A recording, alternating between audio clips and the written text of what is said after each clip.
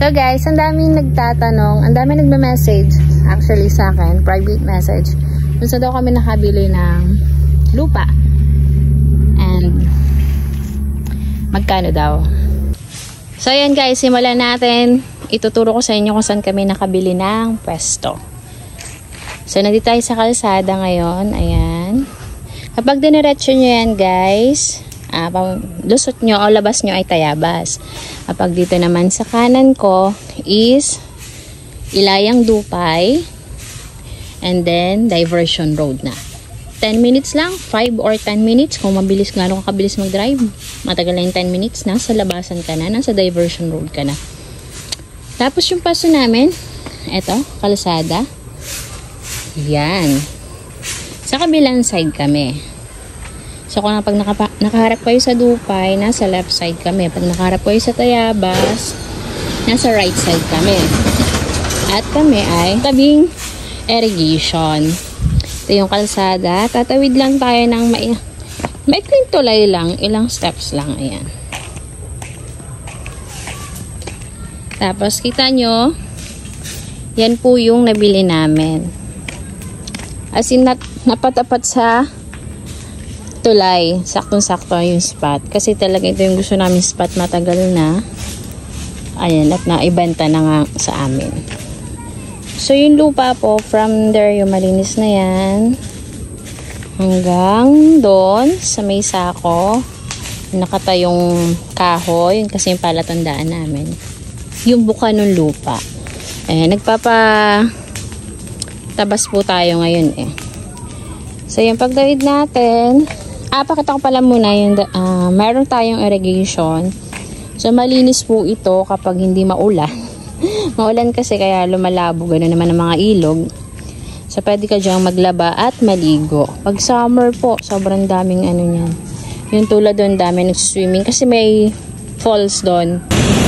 So, guys, ito yung sinasabi kong parang falls, dam, mini dam ng irrigation. Tapos andun lang yung lupa namin, banda lang doon.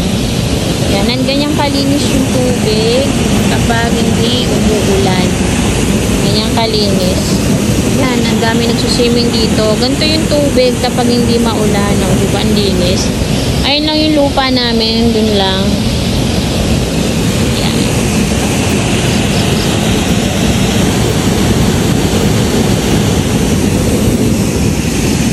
Yung parang talon, pinakan talon nung irrigation. So ayan, punta na tayo sa pwesto. Akit lang tayo ng konti kasi medyo pa elevated siya. Mag-akyat konti. Ayan, patag na. So ayan, ito yung tita ko. Pasuyo kami gamas kasi sobrang Laguna dahil sa sunod-sunod na ulan. Yan, meron po itong laman no nabili namin. Tulad ng mahogany, yan, malalaking mahogany na saging, niyog, langka, lansones. Ayan. So, punta pa po tayo dito. Nagpagawa po ako ng maliit na kubo. Yan. Sisilungan namin tuwing napunta dito, tuwing weekend. So, yung lupa natin hanggang dun po sa dulo. Yan, may mga papayang tumubo na yan. Ligaw na papaya. Ayan. So, hanggang dito po yan. Ito, lansones pa to.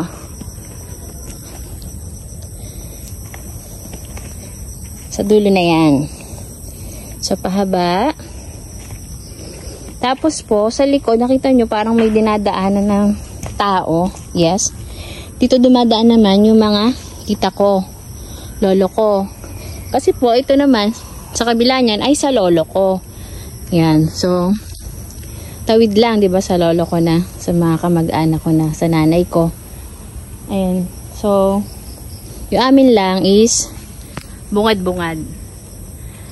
Madali sa labasan.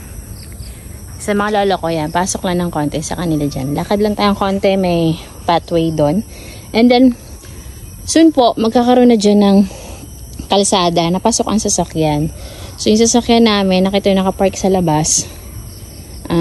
Pwede na siyang pumasok hanggang dito. Yan, sa likod namin. Kasi nagbigay ng right of way na pasok ang sasakyan dyan. So yun po, itong pwesto namin ay dito sa barangay Pandakake, Tayabas, Quezon. Quezon na po ito. Pero ang katabi namin na bayan ay Lucena. Yun, Ilayang Dupay, barangay Ilayang Dupay, Lucena City. Sobrang lapit lang din doon sa main namin bahay. Nasa diversion road lang kasi kami. So from bahay namin papunta dito is 10 minutes away lang po. So kaya every weekend nandito kami, or walang pasok, holiday, yan, nandito kami. So yun nga, kung gusto nyo, yung mga nagtatanong, kasi ang dami nang gustong bumalik sa ganitong lugar, peaceful, ay PM nyo ako kasi may mga kamag-anak pa ako nagbebenta. Actually magkakamag-anak halos lahat yung mga nandito. Usually gano'n naman. Pag mga nasa linang-linang bukid-bukid, magkakamag-anak yan, may-ari ng malalaking lupa. Na nagbabawas na sila, bebentahan. Kaya, kung ako sa inyo, bumili na kayo, mag-inquire na kayo, mag-invest na kayo kasi every year, almost every month nga, tumataas ang value talaga ng lupa. Depende na lang yan sa pitik ng may-ari kung magkano bebenta sa'yo. Hindi mo naman makakontrol kasi ikaw yung bibili. Sila naman magbebenta lang. Bumili ka at hindi, okay lang sa kanila. Kaya, yun, mag-invest na kayo. Maganda rin para sa future ng mga anak nyo, future nyo, retirement, yan. So kami dito, nagpaplano kaming nagtayo ng glass house. Ayan, mag-alaga ng hayop-hayop dito. Para, yun nga, sa retirement. Tsaka, tuwing summer, iba ng init ngayon. So yun, para may tinatambayan. Maganda kasi, yan, nature na nature pa tayo. Then yung kabilang side naman, guys, ay mga tiyo-tiyo din yung may-ari niyan. So yan. Magandaan nga kasi nakuha namin ay may irrigation na access, may tubig. So kung gusto mong maghayupan nga, anli tubig tayo dito. Maglagay ka dyan ng maliit na pan, palaisdaan, babuyan, or manukan, di ba? Libre tubig na. Ayun. Kung itatanong nyo naman, magkano ko nabili? Magkano namin nabili? PM na lang yun. Para hindi naman magsabi, iba na ang mura, iba naman ang mahal. Ayan. PM nyo ako kasi syempre may mga nagbebenta pa rin ng lupa dito. O sabi, ma-compare tayo. Yan, ito po yung Barangay Pandakake, Tayabas, Quezon. Yan, maganda rin kasi dito rin namin napiling bumili kasi nga nandito ang aking lolo, ang aking mga kamag-anak sa Tayabas. So kapag mo kailangang patingnan, ayun lang, bahay ng tita ko, dyan lang. Kabila lang, napunta na sila dito. So yun lang, share lang namin. Share ko lang yung blessings namin.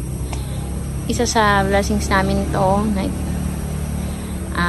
last year pa namin to na acquired, actually. And hopefully, next year, masimula na yung development nito, lupa. Yun lang. Sabi nga pala ng lolo ko, bakit daw kami bumili pa? Eh kasi meron naman daw nga kami lupa dyan.